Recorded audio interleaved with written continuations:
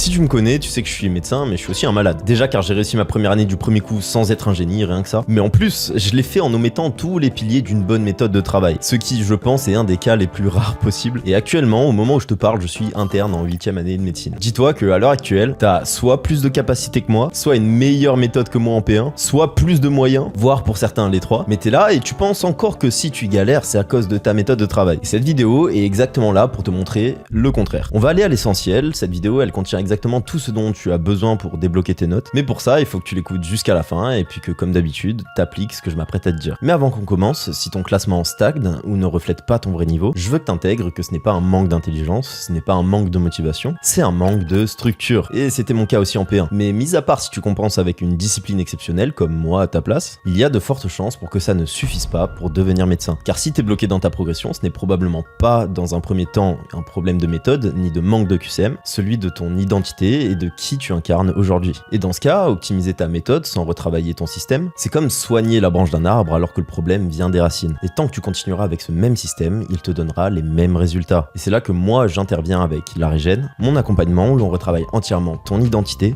ta structure, afin qu'elles influent directement sur tes décisions, tes révisions et que tes résultats finissent enfin par les refléter. Si tu veux candidater avec nous, les informations sont dans le premier lien en description. Je te préviens, on ne cherche pas à prendre n'importe qui, mais avant tout l'étudiant qu'on pourra réellement transformer. Ainsi, on pourra discuter, voir si ton profil correspond. Bon, maintenant que cela est dit, qu'est-ce qu'une bonne méthode de travail que je n'avais pas en P1 ? Eh bien, je vais te le dire, mais avant ça, il faut que tu saches que je t'ai menti sur un point. Sur les 3 piliers d'une bonne méthode de travail, j'en avais quand même un qui était respecté. C'était la répétition espacée. Vu que je misais tout sur la discipline, j'arrivais alors presque aisément à tenir la méthode DJ. Cette méthode qui te permet de contrer la courbe de l'oubli des bingos et faire en sorte que ce que tu apprennes maintenant te serve le jour des examens et ne soit pas totalement oublié à cause du temps qui sépare ton apprentissage et ceci. Ce qui fait que je faisais donc quasiment sur tous les cours un J+1, J+3, J+7, J+15, J+30 et J+60. Et même si le reste de ma méthodo était catastrophique, le peu que j'apprenais, je le retenais quand même bien sur le long terme. Et c'est ça qui m'a en partie sauvé sur l'aspect méthodo. Mais celui-ci n'est que le deuxième pilier sur les 3 piliers d'une bonne méthode de travail. Et le premier pilier, le plus important, celui que je ne respectais pas, qui quand il est absent empiète grandement sur les deux autres, je parle bien sûr de l'apprentissage actif. Est-ce que quand tu travailles, tu fais l'effort d'être actif ou pas? C'est une vraie question que je te pose et si la réponse est non, je vais te dire qu'il y a 2 façons d'être actif quand tu travailles. La première est simplement par l'intention que tu mets dans le fait de vouloir apprendre une information. Et pareil, c'est en partie ça qui m'a sauvé. J'étais au moins un tout petit peu actif parce que j'avais tellement l'intention d'apprendre, l'intention de réussir que forcément je retenais au moins un peu ce que je lisais. Et du coup, la deuxième façon de faire de l'apprentissage actif, c'est en forçant cette activité dans ton travail via les méthodes que tu utilises et du coup des méthodes qui marchent. Et comme je te l'ai dit, moi j'en utilisais aucune. Et donc heureusement que je mettais de l'intention dans mes révisions, sinon je ne serais pas ici à te parler, à te dire comment faire, parce que je n'aurais pas réussi ma première année, j'en suis certain. Donc même si ce que je faisais était méthodologiquement catastrophique en termes d'apprentissage actif, parce que je faisais de la lecture passive, et ça à foison, vraiment, je lisais mes cours et je les surlignais surtout, et je me disais que si c'était surligné,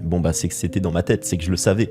Pas du tout. En plus de ça, avant d'entamer chacun de mes cours, je m'étais dit que j'allais faire une carte mentale à la main qui me prenait entre 15 et 30 minutes, voire 1 heure parfois, qui résumait simplement les gros titres, si tu veux, des chapitres, mais que je faisais totalement passivement. Mais une fois cette carte mentale faite, je ne la revoyais jamais. Ça ne me servait à rien. Donc bref, j'ai perdu un temps fou et une énergie colossale. Et ultimement, je pense que c'est peut-être la pire chose que j'ai faite, sincèrement, c'est que j'essayais d'apprendre tout par cœur. J'essayais pas de comprendre ce que je lisais et juste je me disais, ok, il faut que ça soit dans ma tête. Et en faisant ça, j'ai perdu une tonne et une tonne d'informations et bien sûr, j'arrivais pas à tout retenir. Je le répète, mais encore une fois, heureusement que mon intention était au top à ce moment-là, parce que vraiment j'ai tout fait pour être l'étudiant qui stagne et j'ai stagné énormément de temps. Heureusement que je faisais la méthode DJ et que du coup ça me permettait de revoir régulièrement mes cours quand même, parce que sinon tout ce que j'ai fait était nul. Alors, comment j'ai fait pour en arriver là finalement? En fait, avant de répondre à cette question, je me dis que si, avec l'intention que j'avais en P1, j'avais appliqué des méthodes qui marchent, mec, je pense que j'aurais été dans le top 10% des étudiants qui passent. J'aurais été tellement cheaté. Et donc, c'est quoi une méthode de travail qui marche? C'est quoi l'apprentissage actif? La toute première et vraiment la base, c'est de comprendre avant d'apprendre. Ce que tu comprends, tu n'as pas besoin de le recomprendre par la suite. Tu as juste besoin de le rappeler. Et ceux qui te disent l'inverse, ceux qui te disent que médecine, c'est que du par cœur, eh bien, soit ils sont pas en médecine, soit ils sont en médecine mais ils ont pas réussi. Et encore, si un mec te dit ça et qu'il a réussi médecine, sincèrement, il aurait mieux réussi s'il avait priorisé le fait de comprendre. Un médecin se doit de comprendre ce qu'il apprend pour deux raisons. Déjà, premièrement parce que son rôle, c'est de raisonner avec toutes les infos qu'il a sur des vrais patients et non pas simplement de recracher de l'information. Et puis deuxièmement, c'est que par la suite, quand tu seras face à des vrais patients, donc mis à part si t'es radiologue, mis à part si t'es anesthésia, et encore, sincèrement, t'en auras besoin, eh bien tu devras expliquer à tes patients ce qu'ils ont. Les gens veulent comprendre qu'est-ce qui se passe dans leur corps. Et donc si toi-même tu ne comprends pas ce qui se passe dans leur, comment tu vas réagir quand ils vont te poser la question pourquoi? Probablement mal. Et faire du par cœur, ça va te brider dans ces deux cas. En plus de rendre ton apprentissage plus laborieux, moins efficace sur l'instant T et moins durable sur le long terme parce que tu vas beaucoup plus vite oublier. Et surtout, qui est-ce qui connaît mieux que toi tout par cœur actuellement? Eh bien sûr, l'IA. Comprendre, interpréter et pouvoir appliquer, voire créer, c'est actuellement ce qui te différencie encore de l'intelligence artificielle. Alors arrête de bosser comme si t'étais une IA, arrête de bosser pour répliquer le rôle de l'IA, tu ne seras pas meilleur que l'IA. Comprends, interprète et raisonne avec ce que tu essayes d'apprendre. Ensuite, on a la lecture active, c'est simplement être dans l'intention d'apprendre quelque chose quand tu es face à une information. C'est aussi simple que ça et tu peux le faire en reformulant des phrases, en te demandant « Ok, à quelle question pourrait répondre cette phrase ?» par exemple. Tu as aussi la méthode Feynman, qui est cette méthode qui consiste à reformuler une information comme si tu voulais l'expliquer à un enfant de 4 ans. Ça marche super bien, ça te demande de processer l'information dans ta tête et de sincèrement la comprendre avant de la réexpliquer. En résumé, retiens que tout ce qui t'oblige à récupérer, manipuler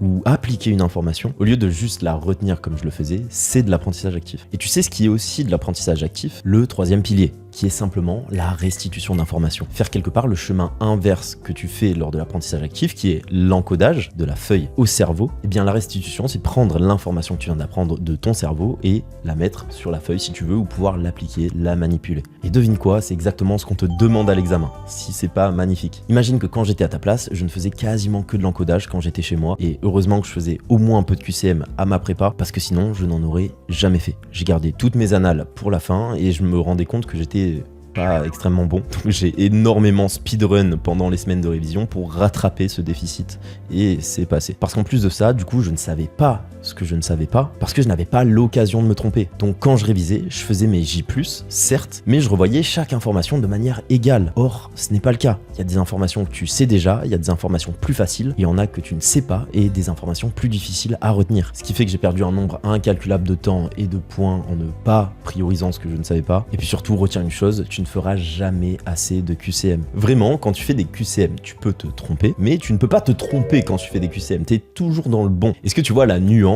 Et surtout encore plus quand tu fais des annales. Car les annales ont l'avantage d'être des QCM, mais boostés en termes de pertinence. Car c'est exactement ce sur quoi les profs t'auraient interrogé. Ce qui est tombé retombera, en plus tu t'imprègnes de toutes les questions faciles. Et bien sûr, chaque QCM que tu fais est pertinent à partir du moment où il y a une correction associée, plus une flashcard sur toutes tes erreurs, ou un carnet d'erreurs. Mais donc, en faisant tout aussi mal en termes de méthodo, qu'est-ce qui m'a quand même permis de réussir du premier coup? Parce que ce que je t'ai dit, c'est que je faisais tout mal en termes de méthodo. Mais ce que je ne t'ai pas dit, c'est que je faisais tout encore plus mal en termes d'hygiène de vie. Je dormais 6 heures par nuit, je mangeais n'importe quoi, je ne faisais plus de sport, je ne voyais personne, je ne faisais pas de pause, je travaillais tous les jours. Alors, qu'est-ce qui s'est passé? Comment j'ai tenu une année aussi horrible et comment même j'ai pu réussir du premier coup alors que n'importe qui aurait échoué à ma place? Là, je m'apprête vraiment à te donner une clé de fou. Alors si t'aimes la vidéo jusqu'à maintenant et que tu veux me remercier, n'hésite pas à t'abonner. En plus, ça permettrait de propulser la vidéo dans l'algorithme à d'autres étudiants comme toi que tu pourrais aider indirectement. Et là, tu te dis non, il faut absolument pas que d'autres personnes voient cette vidéo, sinon ils vont aussi gagner des places au concours comme moi. Mais crois-moi, t'as tout intérêt à aider ton prochain et ce dès maintenant si tu veux être un bon médecin. Et donc, ce qui m'a permis de réussir cette horrible année, alors même que toutes les chances ainsi que toutes les actions étaient contre moi, c'était l'identité que je m'étais créée. Et ce, avant même de commencer ma première année. Du début jusqu'à la fin où je me suis dit que j'allais être médecin, je ne me suis même pas non plus dit que j'allais réussir mon année. Non, je me suis dit que j'allais majorer, que j'étais le Rock Lee de la passesse dans Naruto. Car certes, je n'avais pas toutes les cartes en main pour réussir, mais que si j'avais bien quelque chose en moi, si j'avais bien un talent quelque part, c'était ma détermination. À ce moment-là, j'avais quelque chose à me prouver. J'avais quelque chose à prouver au monde, à mes amis que je ne voyais plus, à mon ex-copine dont j'avais dû me séparer juste avant, alors que je l'aimais encore, par peur que notre relation entrave ma réussite, à ces personnes qui se sont moquées de moi et qui ont dit que je n'allais jamais réussir au moment où j'ai dit que j'allais en première année, à mes parents qui ont toujours cru en moi et qui ont toujours fait leur possible pour que je vive au mieux ma première année, et au monde que je voulais aider, à cette mission de vie que je voulais poursuivre, qui a toujours été de faire un maximum de bien dans ce monde, dont je percevais un peu plus la cruauté et l'injustice à chaque jour de révision que je rajoutais. J'étais un jeune de 18 ans, avec des rêves plein les yeux, et plus que de majorer mon année, plus que de devenir médecin, j'avais la conviction profonde surtout que j'étais en train de devenir la personne que l'univers m'a missionné de devenir. Une cause qui me dépasse et qui me fait penser que peu importe comment mon âme, si elle existe, est arrivée ici, dans les années 2000, à cet instant, à cet endroit, dans ce monde si futile et dénué de sens, si je pouvais aider le plus de gens possible grâce à mon incarnation sur Terre, alors il fallait que je le fasse. Et je sais qu'en disant ça, on peut me prendre pour un fou, mais j'en ai rien à faire. Car chacune de nos actions peut impacter à jamais le monde dans lequel on vit, et j'avais décidé que les miennes allaient servir la santé et le bien-être d'autrui. Et quand je révisais, quand je n'en pouvais plus, quand j'étais à 2 doigts de craquer, je pensais à cet instant, celui où je serais médecin et où j'aurais enfin le temps de reprendre ma passion première, celle de créer des vidéos. Et ainsi, où je pourrais te raconter fièrement comment je suis arrivé à réaliser l'impossible, enfin l'impossible pour moi, afin de t'y inspirer et te donner tout ce que je peux te donner pour t'y aider. Et maintenant, imagine 2 secondes un scénario. L'étudiant A, celui qui a le meilleur cerveau du monde, la meilleure méthode de travail du monde, clé en main. Il a tous les QCM qu'il veut, il a la meilleure prépa, mais par contre il a aucune putain d'idée de pourquoi est-ce qu'il doit réviser, pourquoi il doit devenir médecin, pourquoi il doit réussir son année. Il a aucune confiance en lui et tout ça n'a aucun sens. L'étudiant B maintenant, l'inverse, il a aucune méthode de travail, mais il a ma détermination en P1, il a exactement le sens qu'il s'est donné comme moteur pour avancer et pour réviser. Sur qui tu miserais là maintenant concernant sa réussite? Et pourquoi t'essayes d'incarner l'étudiant A alors que tu peux être non pas l'étudiant B, mais l'étudiant C qui est l'exacte fusion entre les deux. Et c'est exactement ce vers quoi je fais tendre mes élèves.